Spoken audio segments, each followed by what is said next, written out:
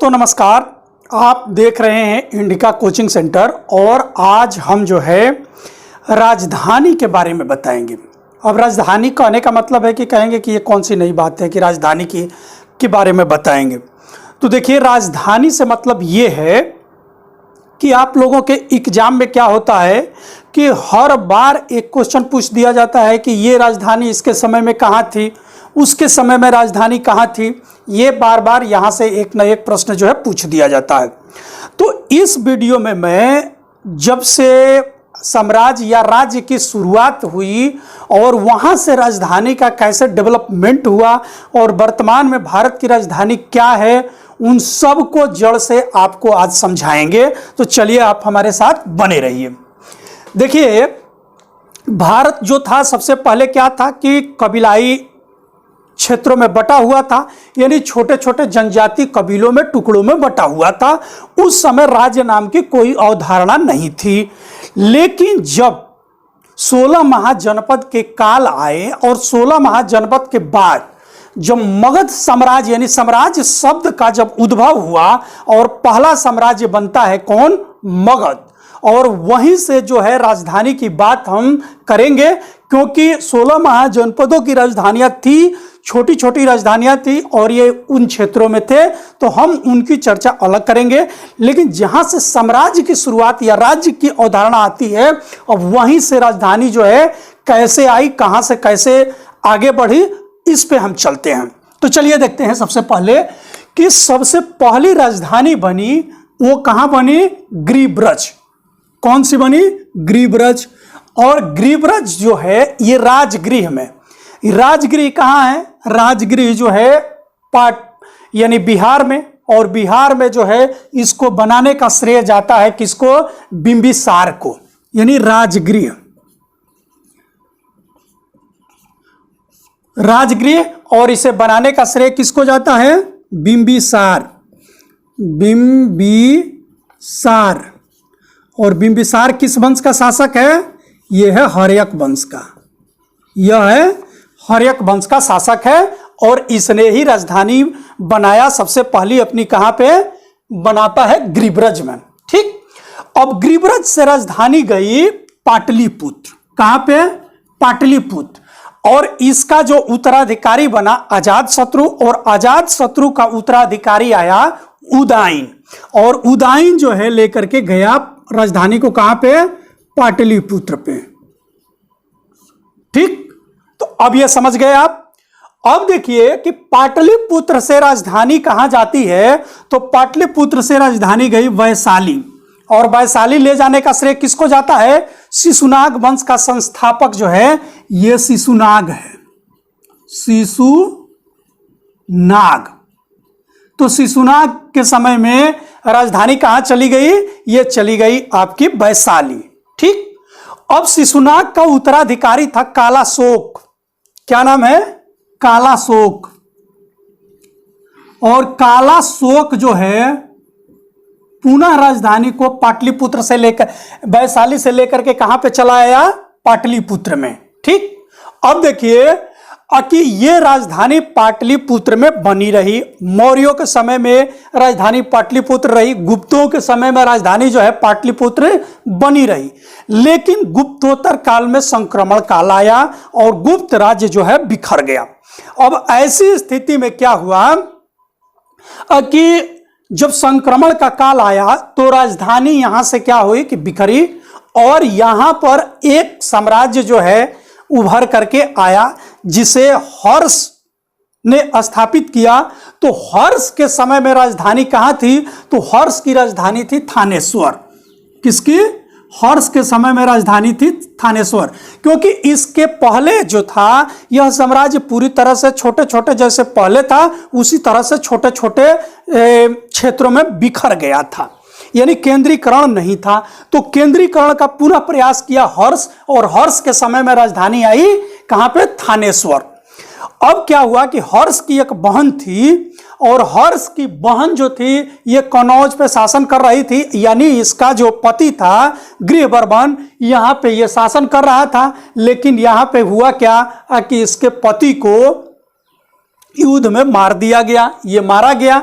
अब मारा जाने के कारण जो था, कुछ दिनों तक तो इसकी शासिका बनी रही उसकी बहन, लेकिन उसके मंत्रियों एवं बहन के आग्रह पर जो है हर्ष को कहा गया कि आप भी आकर के इस कनौज पर शासन करिए। परिणाम स्वरूप ये हर्ष ने अपनी ही राजधानी को स्थानांतरित कर दिया, कहां पे? कनौज में। ठीक है, तो ये हर्ष जो है थानेश्वर से राजधानी लेकर के चला आया कनौज, और कनौज से ही इन सभी क्षेत्रों पे शासन करता रहा। ठीक, अब देखिए कि हर्ष के जाने के बाद फिर जो है संक्रमण काल आता है, और यहां पे स्थिति आती है क्या कि भारत में अब फिर छोटे छोटे राज्य, कहीं पे परमालों का शासक, कहीं पे चंदेलों का शासक, कहीं राष्ट्रकूटों का शासक, कहीं तोमरों का शासक, ऐसे जो है ये शासन इनका जगह जगह बिखर गया। ऐसी ही कड़ी में जो दिल्ली था, तो दिल्ली पर किसका शासन था? तोमर वंश का। तोमर वंश का शासन था, और तोमर वंश जब शासन कर रहा था तभी जो है चौहान वंश के शासक पृथ्वीराज चौहान यानी पृथ्वीराज तृतीय ने इस पर क्या किया? आक्रमण किया और तोमरों से दिल्ली को छीन लिया। ठीक, अब देखिए कि उसके बाद जो है, तो अब दिल्ली जो है राजधानी बनी रही, लेकिन इसके बाद क्या होता है कि इस पे आक्रमण हो जाता है तुर्कों का। मोहम्मद गजनवी, मोहम्मद बिन गोरी, इन सबका जब आक्रमण हुआ, तो जब आक्रमण हुआ पृथ्वीराज चौहान को मारे ये सब, अब इसका उत्तराधिकारी यानी इसका जो गुलाम है कौन आता है? मोहम्मद गोरी का गुलाम कुतुबुद्दीन ऐबक। और कुतुबुद्दीन ऐबक ने अपनी राजधानी लेकर के गया कहां पे? लाहौर में। तो लाहौर राजधानी ले जाने का श्रेय किसको जाता है? ऐबक को। इसका पूरा नाम है कुतुबुद्दीन ऐबक। ठीक, कुतुबुद्दीन ऐबक को कुरान खुआ के भी नाम से जाना जाता है, चंद्रमुखी के नाम से भी जाना जाता है, लाख बख्श के भी नाम से जाना जाता है। जब इसे पढ़ेंगे हम लोग चलेंगे। अब देखिए, जब लाहौर तक क्या थी कि राजधानी बनी रही, लाहौर के बाद राजधानी लेकर के पुनः दिल्ली आता है कौन? इल्तुतमिश, यानी इसका गुलाम था, ऐबक का गुलाम था। जब शासक बना इल्तुतमिश, तो राजधानी लेकर के आया दिल्ली, इल्तुतमिश। ठीक है ना, तो इल्तुतमिश जो है राजधानी लेकर के कहां पे आया? दिल्ली आया। अब देखिए, दिल्ली राजधानी बनी रही। दिल्ली से राजधानी को दौलताबाद यानी दक्षिण में देवगिरी में ले जाने का श्रेय जाता है किसको? मोहम्मद बिन तुगलक को। यानी दिल्ली से राजधानी जो है यह दौलताबाद लेकर के चला गया कौन? मोहम्मद बिन तुगलक। मद बिन तुगलक, तुगलक। ठीक, तो दिल्ली से राजधानी दौलताबाद यानी देवगिरी में ले जाने का श्रेय किसको जाता है? मोहम्मद बिन तुगलक को। अब यहां जब यह राजधानी ले गया तो बड़े पैमाने पर जन धन की हानि हुई, क्योंकि यहां से लोगों को, पशुओं को भी लेकर के गया दक्षिण भारत में। परिणाम स्वरूप अधिकांश लोग पैदल जाते जाते जानवर और मनुष्य जो है रास्ते में ही मर गए। फिर वहां पानी की समस्या हुई, और गर्मी और पानी की समस्या के कारण पुनः ये दौलताबाद से दिल्ली राजधानी लेकर के आ गया। तो दिल्ली फिर राजधानी कौन लेकर के आया? यही मोहम्मद बिन तुगलक। ठीक, अब यह चीज आपको समझ में आ गया। अब देखिए कि दिल्ली राजधानी जो है बनी रही कब तक? जब तक दिल्ली सल्तनत बना रहा। अब दिल्ली सल्तनत में ही इसका जब लोदियों का शासन आया, तो लोदियों में सिकंदर लोदी जो है ये 1504 ईस्वी में, कब? 1504 ईस्वी में। 1504 ईस्वी में सिकंदर लोदी, सिकंदर लोदी ये क्या कर रहा था कि नाव से यात्रा कर रहा था यमुना नदी में। और जब यमुना नदी में यात्रा कर रहा था, जब आगरा पहुंचा, तो वहां जो है ये देखा कि ये जो है क्षेत्र ऊंचाई वाला है, तो आगे राह यानी इसका नाम जो है, आगे राह के नाम पर इसका नाम आगरा रखा। कौन? सिकंदर लोदी। और यहां पे एक शहर बसाया। तो 1504 ईस्वी में सिकंदर लोदी ने ही आगरा शहर को बसाया और 1506 ईस्वी में, 4 में तो शहर बसाया और 1506 ईस्वी में यहां अपनी राजधानी स्थानांतरित कर दिया। यानी 1506 ईस्वी में दिल्ली से राजधानी आगरा लेकर के जाने का श्रेय किसको जाता है? सिकंदर लोदी को। अब देखिए कि सिकंदर लोदी के बाद इब्राहिम लोदी आया। इब्राहिम लोदी को हराया किसने? बाबर ने। और बाबर के समय में भी राजधानी रही आगरा। बाबर का पुत्र हिमायू, उसके समय में भी रही राजधानी आगरा। और हिमायू को पराजित करने का श्रेय किसको जाता है? शेरशाह सूरी को।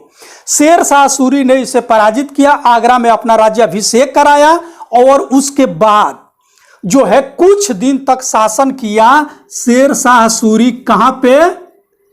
शाह सूरी जो है शासन किया पटना में। शेरशाह सूरी कुछ दिन तक शासन कहां पे किया? पटना में। फिर राजधानी कहां पे आ गई? क्योंकि इसके उत्तराधिकारियों को हराता हिमायू, फिर राजधानी आ गई आगरा। ठीक, तो राजधानी अब आगरा फिर आ गई। आगरा से अब जब अकबर आता है, यानी हिमायू का लड़का अकबर, तो इसने राजधानी लेकर के चला गया कहां पे? फतेहपुर सीकरी में। ठीक, अब ये आगरा से ही कुछ किलोमीटर की दूरी पर ये स्थान है फतेहपुर सीकरी। और इसने क्या किया कि उस समय ये गुजरात विजय किया। कब? ये जब फतेहपुर सीकरी को बसाया, गुजरात विजय किया। और यहीं पर गुजरात विजय के उपलक्ष्य में इसने क्या किया कि बुलंद दरवाजा बनवाया। ठीक, तो आगरा से राजधानी फतेहपुर सीकरी ले जाने का श्रेय किसको जाता है? अकबर को। अकबर को। ठीक, अकबर जो है फतेहपुर सीकरी ले गया। लेकिन फिर वही स्थिति हुई कि जब यहां पे फिर पानी की कमी हुई तो फतेहपुर सीकरी से जो है राजधानी लेकर के पुनः कौन चला आया? अकबर चला आया आगरा में। ठीक, अब आगरा राजधानी बनी रही। आगरा राजधानी जो थी मुगलों के समय में थी। अब इसके कुछ उत्तराधिकारी जो थे, जब मुगल साम्राज्य बिखरने लगा तो दिल्ली में पेंशनर हो गए और पेंशन पाकर के दिल्ली के लाल किले में रहने लगे। लेकिन राजधानी इनकी कहां बनी रही? आगरा में सांकेतिक राजधानी बनी रही। अब क्या हुआ कि जब हमारे देश पर यानी ब्रिटिशों का आगमन हुआ और जब अंग्रेज आ गए तो इन्होंने क्या किया कि पहले चूंकि ये व्यापार के माध्यम से आए थे तो इन्होंने मुंबई, कोलकाता और मद्रास में पहले अपनी प्रेसिडेंसी बनाए।